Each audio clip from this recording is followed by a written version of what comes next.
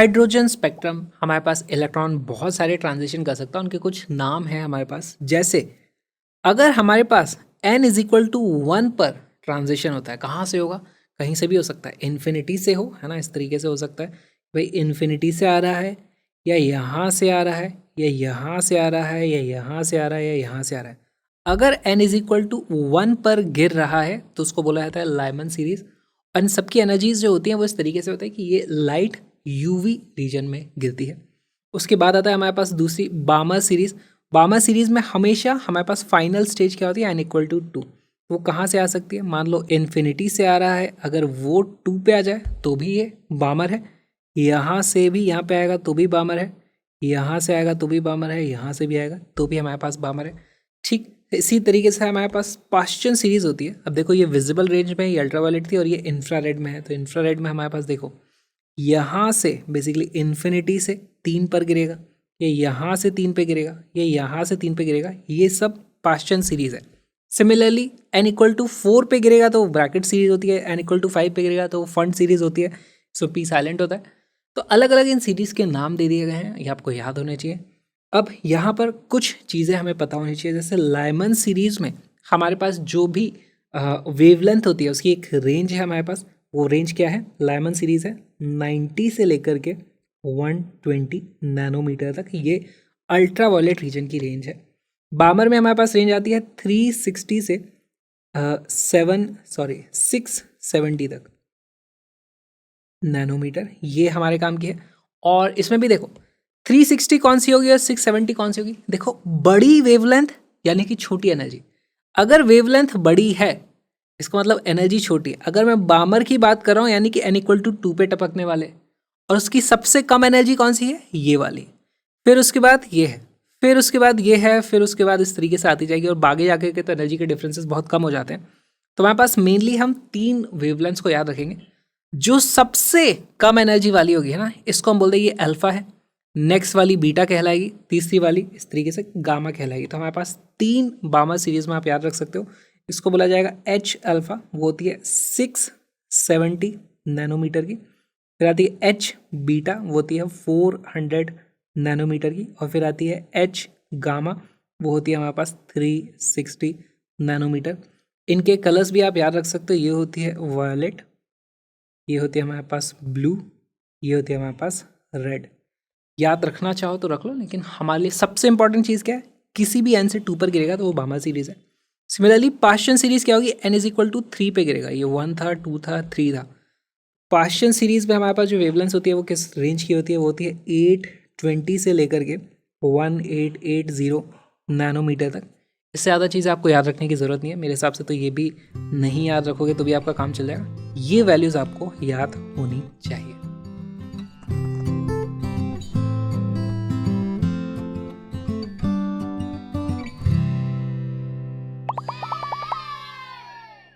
Nu 1 is the frequency of the series limit of Lyman series. Nu 2 is the frequency of the first line of Lyman series and Nu 3 is the frequency of the series limit of Balmer series. तो यहाँ पे हमें कुछ relation बताना है, बहुत ही अच्छा सवाल है। पहले तो एक चीज़ समझो कि हमारे पास यहाँ पर मैं इस तरीके से लेवल्स बना लूँगा। ये है मेरे लिए n इज इक्वल टू 1 2 3, है ना, ये कुछ वैल्यूज़ हैं। अब एक बात बताओ, लाइमन की बात कर रहे हैं यानी कि हमारे पास 1 पर गिरेगी। अब यहाँ से भी गिर सकती है, यहाँ से भी, ये सब लाइमन सीरीज है। इनमें से पहला किसे बोलोगे और सीरीज लिमिट किसे बोलोगे? तो फर्स्ट हम इसको बोलते हैं सीरीज लिमिट, जो इन्फिनिटी से आ रही है उसको सीरीज लिमिट बोलते हैं। तो देखो nu1 की वैल्यू क्या है? Series limit of Lyman. तो हमारे पास सीरीज लिमिट यानी इन्फिनिटी से जब इलेक्ट्रॉन यहाँ पर आकर के गिरेगा, इससे जो हमारे पास रेडिएशन निकलता है वो उसकी फ्रीक्वेंसी होती है nu1। इसी तरीके से आप nu2 और nu3 पता करो क्या चीज़ें हैं, उसके बाद इनमें से कोई एक रिलेशन सही रहने वाला है। वीडियो को पॉज करो, क्वेश्चन को सॉल्व करो।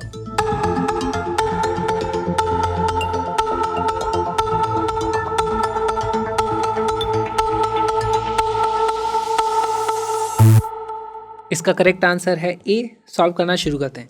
देखो हमारे पास nu2 is the frequency of first line of Lyman.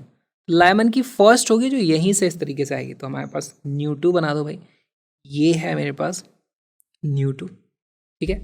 और nu3 क्या चीज़ है? सीरीज लिमिट ऑफ बामर, बामर क्या होता है जो 2 पर गिरता है, और सीरीज लिमिट की बात हुई यानी इन्फिनिटी से जब गिरेगा, इन्फिनिटी से गिरेगा यहाँ पर, ये निकलती है हमारे पास न्यू 3। अब एक बात बताओ, इन्फिनिटी का एनर्जी लेवल तो होता है 0, इसका भी कुछ एनर्जी लेवल है, इसका भी कुछ एनर्जी लेवल है। यहाँ से इलेक्ट्रॉन यहाँ पे आएगा तो लेट से उससे जो एनर्जी निकलती है वो होती है E1। क्या वो एनर्जी इससे जो निकली है और इससे जो निकली है दोनों की मिलाकर के होगी, क्योंकि टोटल एनर्जी तो इन दोनों के बीच में जो गैप है वो तो सेम है। यहाँ पर मैं लिख दूंगा E1 is equal to E2 plus E3। अब फोटॉन्स के लिए हमें पता है energy is proportional to frequency, तो यहाँ पर आ जाएगा nu is equal to nu plus nu, और इसी को आप रीअरेंज करोगे तो nu minus nu is equal to nu आ जाता है। A becomes our correct answer. अब यहाँ पर इसी का एक वेरिएशन हो सकता था, अगर वेवलेंथ की टर्म में आपसे पूछ लिया है तो क्या करोगे, तो देखो एनर्जी hc अपॉन लेमडा होती है, इसी केस को आप लिख सकते थे 1 upon lambda 1 is equal to 1 upon lambda 2 plus 1 upon lambda 3। अब इसी को रीअरेंज करके आपके पास सवाल क्या आ जाता है, यहाँ पे आ जाता, अगर ऑप्शन हो सकता था lambda 1 is equal to lambda 2 lambda 3 upon lambda 2 plus lambda 3, इस तरीके के ऑप्शन दिए जा सकते थे, तो वो भी आपको सॉल्व करने अब आ चुके हैं।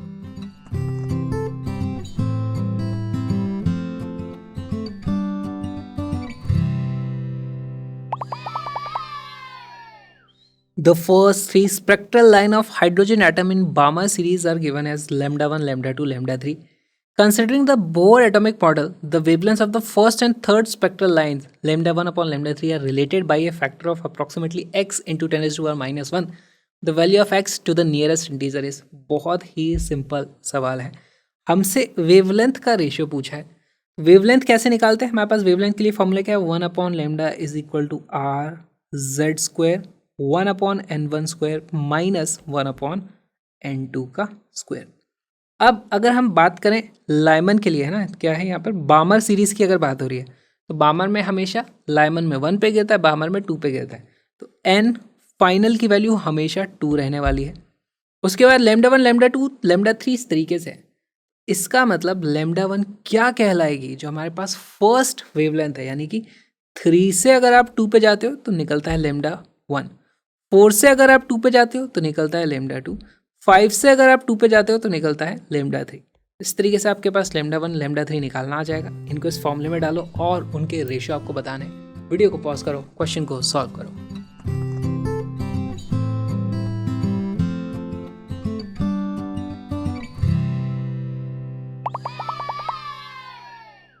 इसका करेक्ट आंसर है 15। कैसा है, बहुत ही आसान है। देखो मैं लिख सकता हूँ 1 upon lambda 1 is equal to R 1 upon 2 का स्क्वायर माइनस 1 अपॉन लेमडा 1 क्या है 3 से लेकर के, तो 3 का square which is equal to R into ये क्या वैल्यू आ जाती है, देखो ये 9 है ये 4 है, तो 9 minus 4 becomes 5 divided by 9 into 4, 9 into 4 हो जाता है हमारे पास 36।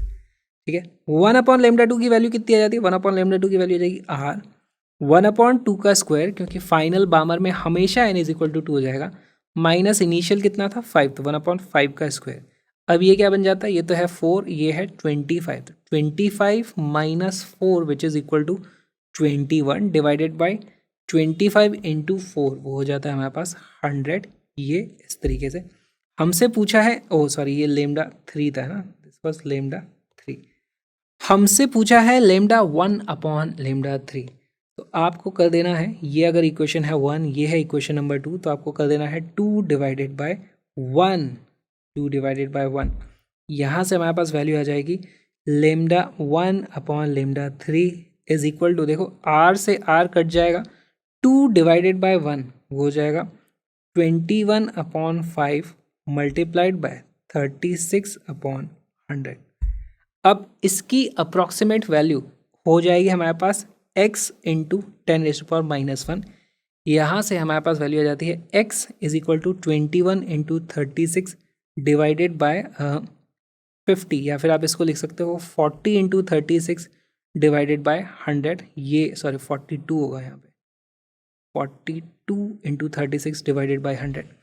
अब आप इसको सॉल्व करोगे तो ये वैल्यू आ जाती है हमारे पास x इज इक्वल टू 15.12, यानी कि x इज इक्वल टू 15 बन जाता है हमारा करेक्ट आंसर।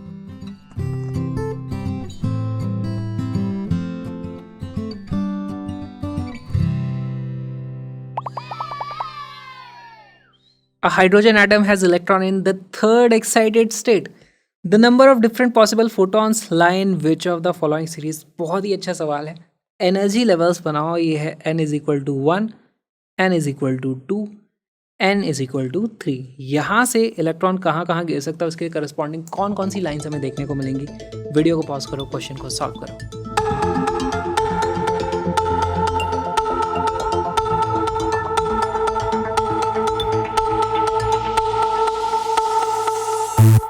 इसका करेक्ट आंसर है, पता कर लेते हैं. पहली बात तो मैंने यहाँ पे एक एनर्जी लेवल कम बनाया था. देखो थर्ड एक्साइटेड स्टेट है, ऐसे ही तो गलती होती है. n इज इक्वल टू 4 होगा. Ground, first excited, second excited, third excited. Alright, यहाँ से कौन कौन से हमारे पास ट्रांजिशंस हो सकते हैं. देखो हमें पता करना है, लाइमन, बामर, पास्चन सारे ही देख लें. ठीक है, तो यहाँ से अगर मैं नीचे इस तरीके से गिरता हूँ, या फिर यहाँ से भी नीचे गिरूंगा, या यहाँ से भी नीचे गिरूंगा. देखो यहाँ से इलेक्ट्रॉन इधर आएगा, फिर ये गिरेगा. तो बेसिकली मुझे 3 लाइमन सीरीज दिख रही है, 3 लाइमन देखने को मिलेंगी. फिर उसके बाद यहाँ से अगर मैं यहाँ आ गया, या फिर यहाँ से आ गया, तो हमारे पास 2 बामर देखने को मिलेंगी. और यहाँ से डायरेक्ट में यहाँ गिर गया तो 1 लाइमन, बामर, पास्चन, एक पास्चन देखने को मिलेगी. 3, 2, 1, A is our correct answer. बहुत ही अच्छा सा ये सवाल था. ये जो छोटा सा वीडियो आपने देखा एक्चुअली एक छोटा सा पार्ट है एक छोटे से क्रैश कोर्स का, जिसमें हमने 42 वीडियोस में पूरा का पूरा फिजिक्स का कोर्स कंप्लीट कर दिया है. 11th का भी, 12th का भी. तो उसमें बहुत सारे क्वेश्चंस कराए हैं, बहुत सारे प्रीवियस ईयर्स क्वेश्चन कराए हैं, सारे कॉन्सेप्ट को कवर किया गया है. Link is in description. साथ में कलरफुल नोट्स की PDF भी आप वो तो अभी फ्रीली डाउनलोड कर सकते हो. सारी PDFs फ्री हैं. वहीं कोर्स पेज पे आपको गूगल ड्राइव का लिंक मिल जाएगा, डाउनलोड कर लो. और हम मिलते हैं अगले वीडियो में.